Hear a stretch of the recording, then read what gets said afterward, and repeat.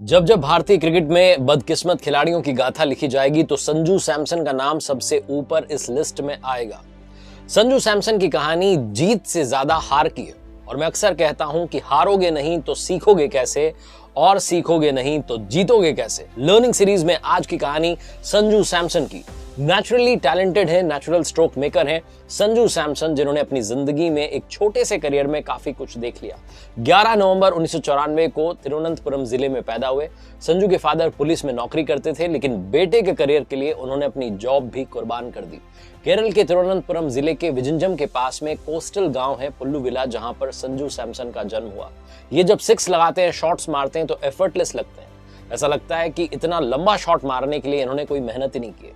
लंबे लंबे शॉट्स लगाने में माहिर हैं और इन्हें दुनिया ने पहली बार क्रिकेट खेलते हुए 2013 में आईपीएल में देखा था, जब ये राहुल द्रविड़ की कैप्टनसी में राजस्थान रॉयल्स के लिए खेले थे और पहले सीजन में इन्होंने 11 मैचेस में कुल 206 रन बनाए थे। आईपीएल के इस बार के सीजन में नंबर 1 पर चल रही है राजस्थान रॉयल्स की टीम और उसके कप्तान हैं और आईसीसी टी20 वर्ल्ड कप के लिए इंडियन टीम में शामिल हुए हैं विकेट कीपर के तौर पर। नाम है इनका संजू सैमसन, जिन्होंने सिर्फ 18-19 साल की उम्र में आईपीएल में डेब्यू किया और 20 साल की उम्र आते आते इंटरनेशनल क्रिकेट में डेब्यू किया। लेकिन सब कुछ उतना आसान नहीं रहा। इनके फादर का सपना था कि संजू क्रिकेटर बने और उन्हें क्रिकेटर बनाने के लिए इनके फादर ने बहुत सारे टफ डिसीजन लिए। जब संजू 6-7 साल के थे तो पहली बार इनके पापा इन्हें फिरोज शाह कोटला के मैदान पर नेट प्रैक्टिस कराने लेकर गए। दिल्ली में जब भी ये खेलने के लिए जाते थे तो बस स्टैंड तक इनका जो किट था, वो इनके किट बैग जो था, इनके मम्मी पापा उठाकर चलते थे। और जब ये कॉलोनी में जा रहे होते थे तो लोग जो है चिढ़ाते थे और ताने मारते थे कि देखो देखो सचिन बनने जा रहा है लड़का, उसके मम्मी पापा जा रहे हैं, देख लो ओए तेंदुलकर बनेगा।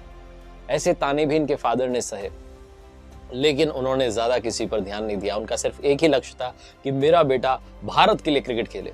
13 साल में जब अंडर 13 की टीम में दिल्ली के लिए इनका सिलेक्शन नहीं हुआ तो इनके फादर जो है इनको लेकर के वापस त्रिवेंद्रम चले गए, जहां पर 2 व्हीलर पर बैठा करके इन्हें ले जाते थे और प्रैक्टिस करने के लिए संजू जाते थे, इनके भाई जाते थे। और प्रैक्टिस का एक किस्सा जो है संजू सैमसन को याद आता है। वो कहते हैं कि जब हम दिल्ली में थे और वहां पर क्रिकेट की प्रैक्टिस कर रहे थे तो जहां हम जाते थे वहां पर गौतम गंभीर भी कभी कभी प्रैक्टिस करने के लिए आते थे और मैं सोचता था कि गौतम भाई सिर्फ एक बार मेरी तरफ देख लें, मेरे शॉट को देख लें कितना अच्छा मैं खेल रहा हूँ। लेकिन संजू के शॉट पर नजर पड़ी राहुल द्रविड़ की।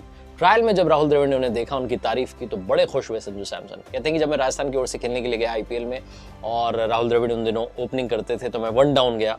तो जब मैंने पहला शॉट लगाया, चौका गया, उन्होंने कहा आराम से खेलना। फिर अगले मैंने शॉट लगा दिया, उन्होंने कहा भाई अपनी तरफ से अपनी तरीके से खेल। तो मेरा मोटिवेशन उन्होंने बढ़ाया और राहुल द्रविड़ से जो सीखा है संजू सैमसन ने, वो सबको सीखना चाहिए कि विनम्रता क्या होती है। संजू सैमसन कहते हैं कि राहुल द्रविड़ जो राजस्थान रॉयल्स की टीम के ओनर थे, उनसे जिस तरीके से बात करते थे, ग्राउंड्समैन से भी ठीक उसी तरीके से बात करते थे और किसी को दिखाने के लिए नहीं, जेन्युइनली वैसे ही बात करते थे। राहुल द्रविड़ के बारे में एक चीज और कहते हैं संजू सैमसन की, जब भी राहुल सर कुछ मुझे बताते थे तो मैं जाकर के डायरी में लिख लेता था, क्योंकि मेरी भूलने की आदत है, मैं कई बार भूल जाता, तो इसलिए मैं डायरी में नोट डाउन करता था कि आज उन्होंने मुझे क्या सिखाया और बाद में मैं पलट करके पन्ने पढ़ता हूँ तो समझ में आता है कि मुझे क्या करना है और क्या नहीं करना है। संजू सैमसन के डेब्यू की कहानी आपको बताता हूँ। 19-20 साल की उम्र में उन्होंने भारत की जर्सी पहन करके खेलना शुरू किया, लेकिन उसके बाद जब अगला सिलेक्शन हुआ तब वो 25 साल के हो चुके थे। इस बीच में वो केरला की टीम से भी ड्रॉप हुए थे।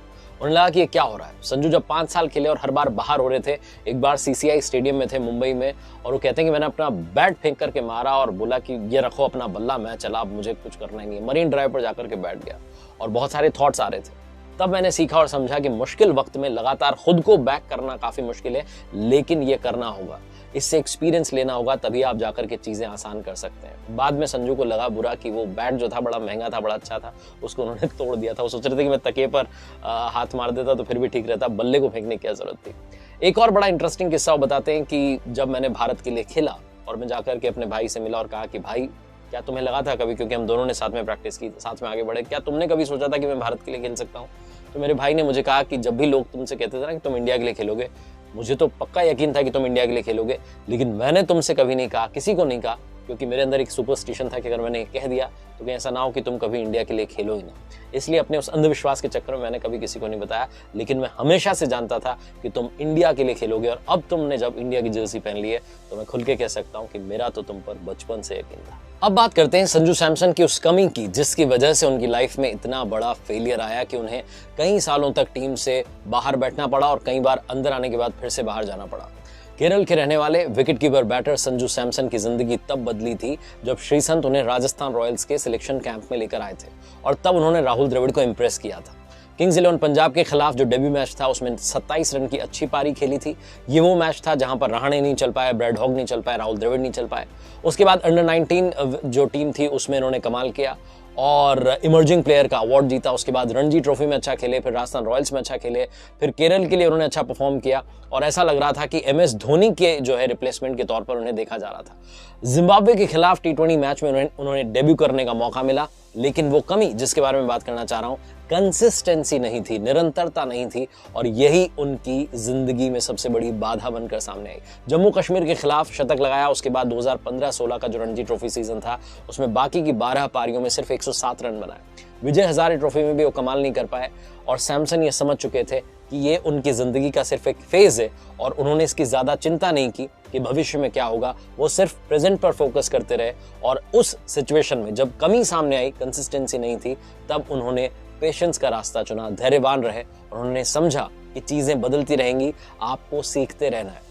संजू सैमसन के नाम IPL का एक रिकॉर्ड बना जो कि उन्होंने सबसे कम उम्र में 50 लगाने का रिकॉर्ड बनाया था। 18 साल 169 दिन की उम्र में बेंगलुरु के खिलाफ उन्होंने 41 गेंदों में 63 रन बनाए थे। हालांकि बाद में रिकॉर्ड टूट गया। दिल्ली कैपिटल्स की तरफ से जब उन्हें मौका मिला वो अच्छा खेले और राजस्थान रॉयल्स की तरफ से लगातार अच्छा खेलते आए हैं।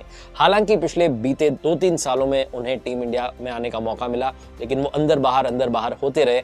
कभी वो प्लेइंग 11 का हिस्सा नहीं बने, कभी स्क्वाड में जगह नहीं मिली, लेकिन अब उन्हें वर्ल्ड कप के लिए, T20 वर्ल्ड कप के लिए चुना गया है और सोशल मीडिया पर लोग बहुत खुश हैं।